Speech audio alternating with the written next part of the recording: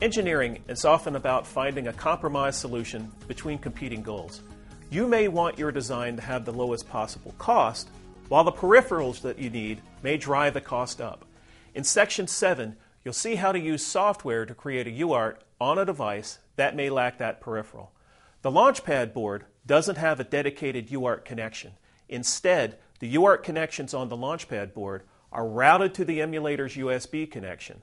Since this USB connection is part of a composite port, your laptop can recognize the UART as a virtual COM port. You can use the terminal program running on your laptop to connect to and transfer data across this serial connection. A simplified view of the USCI, or Universal Serial Communication Interface, is shown on this slide. The USCI is split up, or rather offers you UART, SPI, and I2C, and it's split up into two sections. The A portion of this offers you 3 or 4 wire SPI connectivity, either slave or master. It offers you UART connections, and it offers you IRDA if you're doing infrared. The B0 portion of this also supports SPI, 3 or 4 wire, and in addition it supports I2C.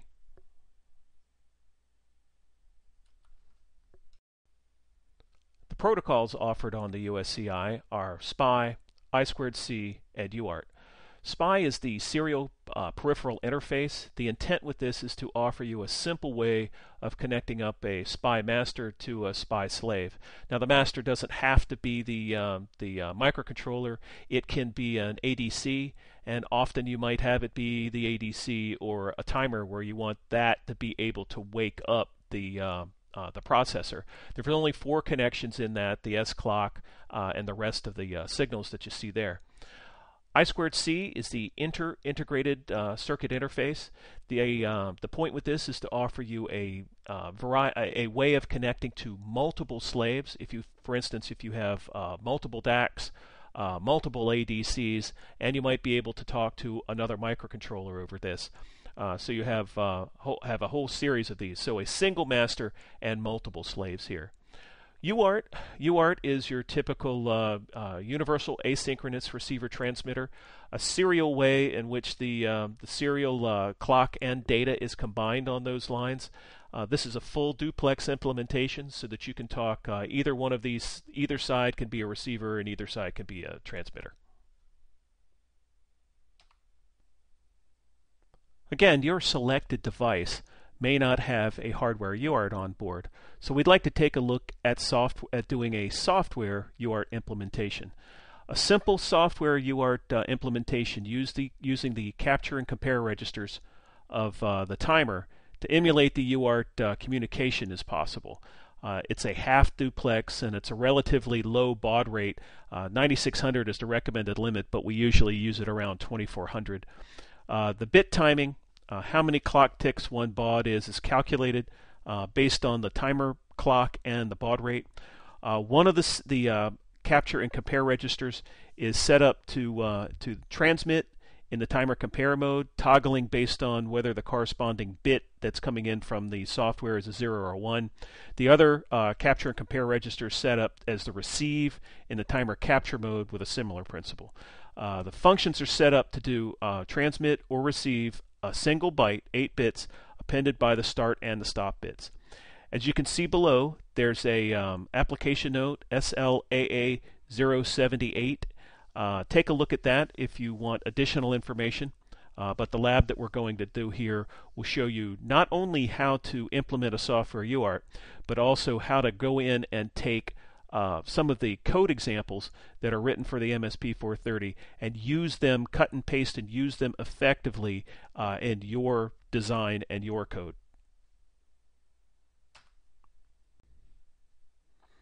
The COM port communication on the Launchpad board is set up in basically 2 ways. If you're doing a software UART, the pins that you talk out of are connected to the emulation port that will end up being supported by the emulation hardware and going back out the USB interface. You could connect directly to those pins and use those as your as your UART connections. And if you take a look down on the board, you can see that port 1 pin 1 and port 1 pin 2 are both connected as the UART. Now, if you're dealing with a part like the 2553 that has a hardware UART on board, those UART pins are directly connected to the peripheral UART inside the device and work in a similar fashion. Now, like I said, the UART is connected to the emulator. The emulator sends that information via a virtual COM port back to the PC. The emulation hardware implements a composite driver that you may have already noticed when you plug the board in. You may have seen it. It has emulator A, emulator B, and then it has a virtual COM port. That's recognized by Windows. And once again, the UART transmit and receive pins match the EZ430 or SPI-by-wire JTAG interface pins.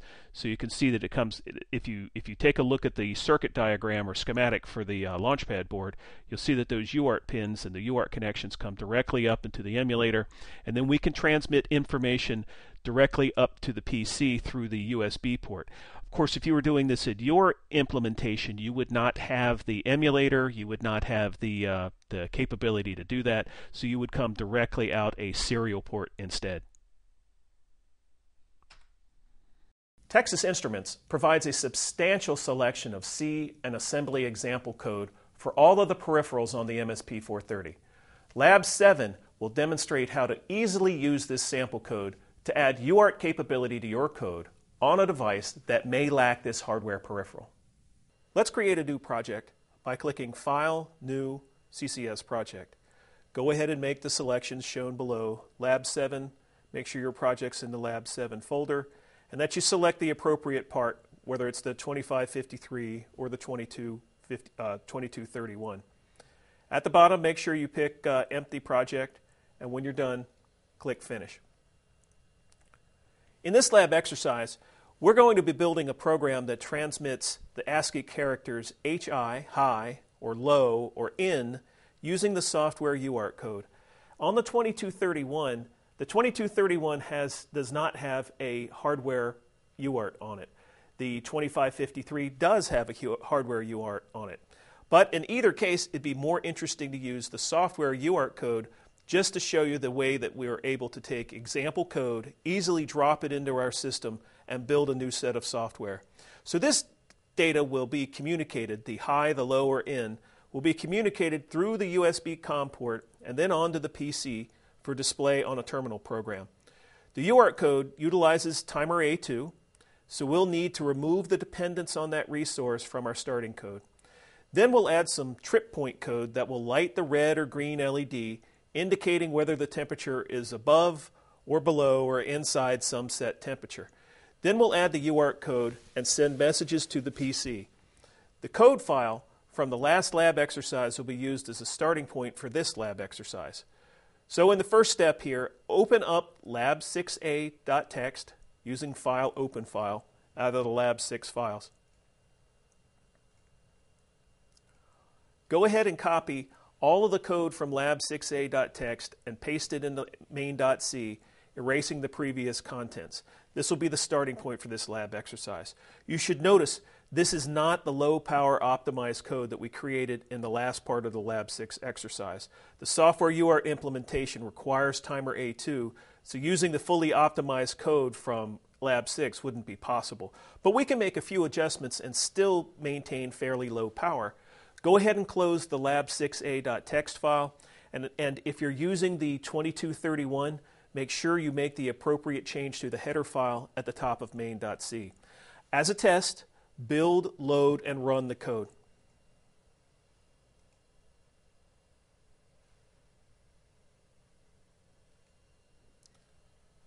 Go ahead and remove temp raw from the expression pane. If everything's working correctly, the green LED should blink once every 3 seconds, but the blink duration should be very, very short. The code should function exactly the same as it did in the previous lab exercise. When you're done, halt the code and click the Terminate button to return to the editing perspective. In step 4, we need to remove the previous code's dependence on timer A2. we can use the watchdog timer as an interval timer rather than a watchdog timer. So change the config WDT function so it looks like what's shown below, that we are going to do a WDT control. We're going to say WDT under ADLY 250. That sets the watchdog timer interval to something less than a second. And then enable the watchdog timer interrupt. The selection of intervals for the WDT Plus is a bit limited, but the WDT under ADLY 250 gives us a little less than 1 second delay running on the VLO. Those bits set the following. They set the watchdog timer password, they select the interval timer mode, they clear the count value, and they put they set up the watchdog timer clock source select to the one that we're interested in. In step 5, the code in the timer A0 ISR now needs to run when the watchdog timer triggers. So change the top portion up there from timer A0, timer 0, A0 vector, timer A, to watchdog timer vector, WTT at the top, as shown in the steps in the book.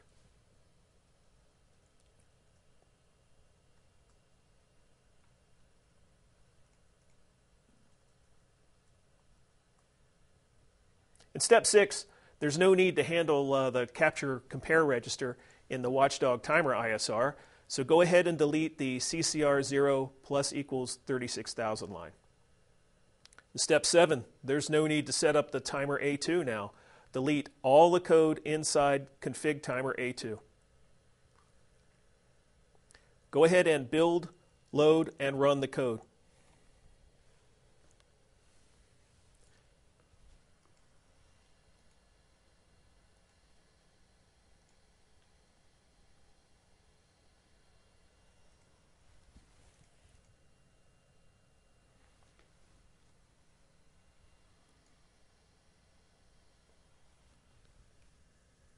Okay, so we're looking at the light blinking, and the light's blinking about once a second there. Very nice. Once you see that, go ahead and click the Terminate button and return to the editing perspective. If you need to, this code can be found in the lab7a.txt file in the Files folder. So now we want to go ahead and add the UART code. In step 9, delete both P1 out lines of code in the watchdog timer ISR. We're going to need both LEDs for a different function in the following steps.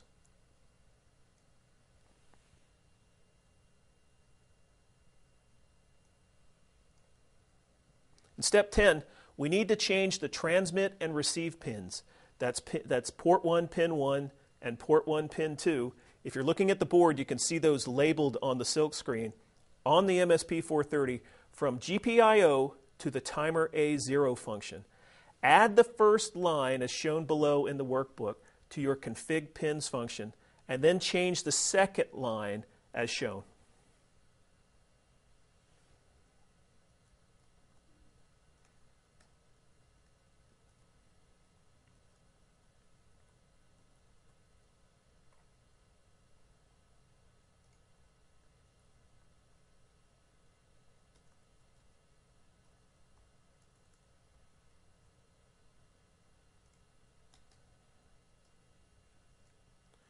In step 11, we're going to need a function that handles the transmit software.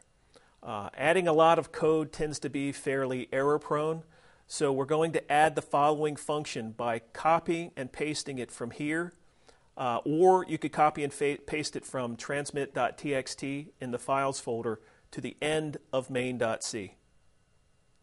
So this function transmit the character from tx byte. So the value in the variable tx byte will be transmitted out through the transmit pin on the MSP430. Once you've pasted in that entire function, you need to make sure you put a function declaration at the beginning of main.c. That's a void transmit void semicolon.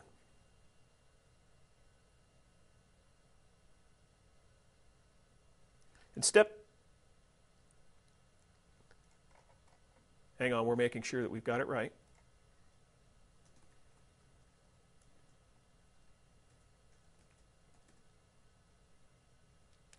In step 12, the transmission of the serial data occurs with the help of timer A2. It sets all the timing that will give us a 2400 baud data rate.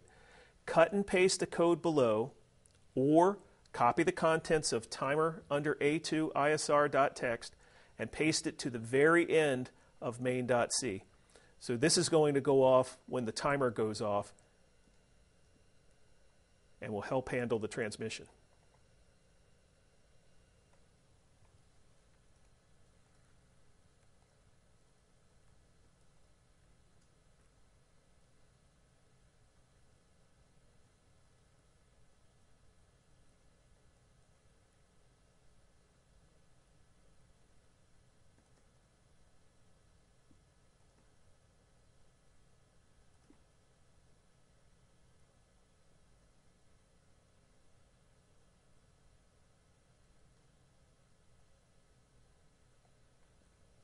Step 13. Now we need to configure timer A2. Enter the next two lines into the config timer A2 function in main. So it looks like this.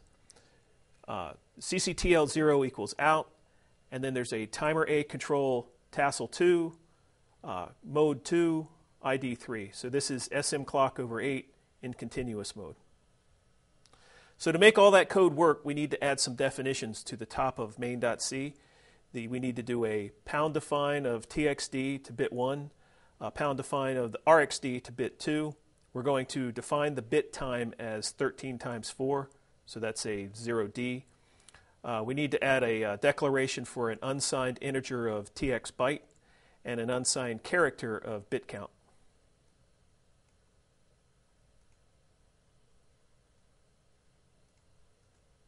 So we've added a lot of code. Let's do a test build without doing a debug.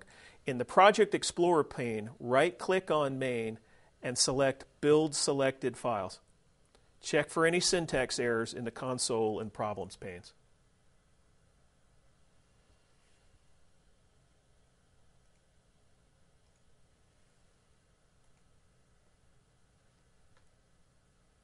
We're good. Now go ahead and add the following declarations to the top of main.c.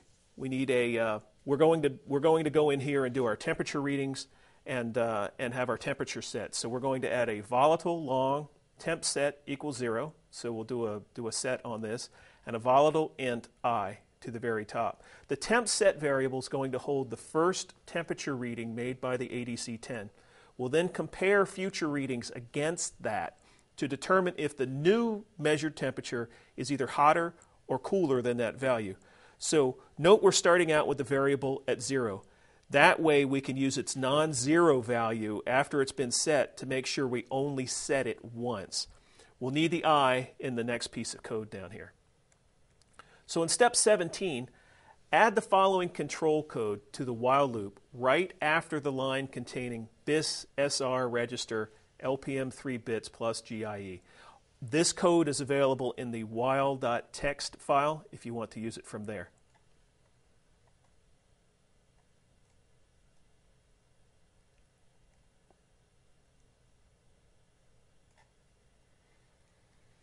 So this is code that I wrote rather than pulling it directly from the code, the existing code examples. What this code does, no, we're still getting it in place. What this code does is it sets 3 states for the measured temperature, low, high, and in, that are indicated by the state of the green and red LEDs. It also sends the correct ASCII sequence to the transmit function. So you can see we're using a preset of 5 degrees plus. If it's greater than 5 plus, or if it's less than 5 low, right, we're going to test for low, for high, or if they're both done, we're going to set for a 2 degree that's in range. So we'll be able to get all 3 of those situations, and that's what we're going to send over the USB port through the UART.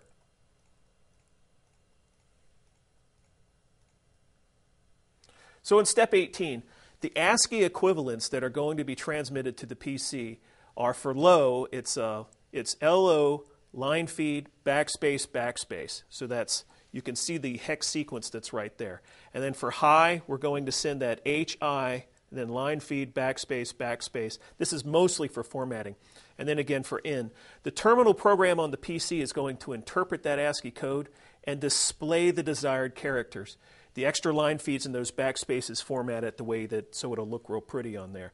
So we need to add those arrays to the top of main.c so that those transmit elements are exactly what we hope to transmit.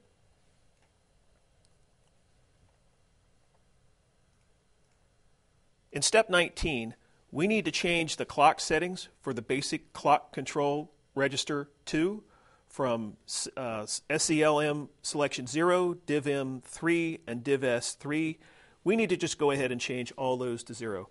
So make that change in your config clocks function.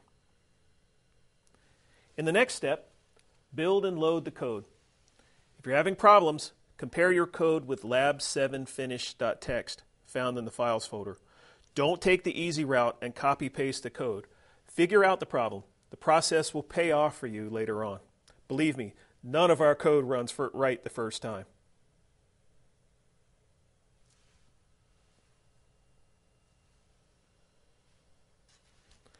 In step 21, next we need to find out what COM port your Launchpad is connected to. This should be the same as earlier. In Windows, click Start, Run, and enter devmanagement.msc in the dialog box, and then click OK. If you're running Windows 7, you can type Device Manager into the search window at the bottom.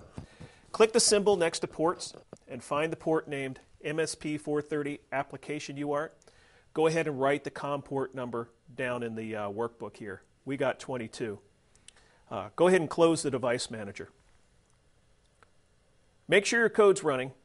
Minimize Code Composer and run Hyperterminal if you're running Windows XP. If you're running Windows 7, you need to use Teraterm or your other favorite terminal program since they removed Hyperterminal. In Hyperterminal, give the new connection a name and click OK. In the next dialog, select the COM port you found in the previous lab step in the Connect Using box. Click OK. So in your terminal display, you'll likely see in, as we see here, displayed over and over again. So we're going to exercise the code. We're going to reach over here and warm up the device. I'll put my finger on the top of the device.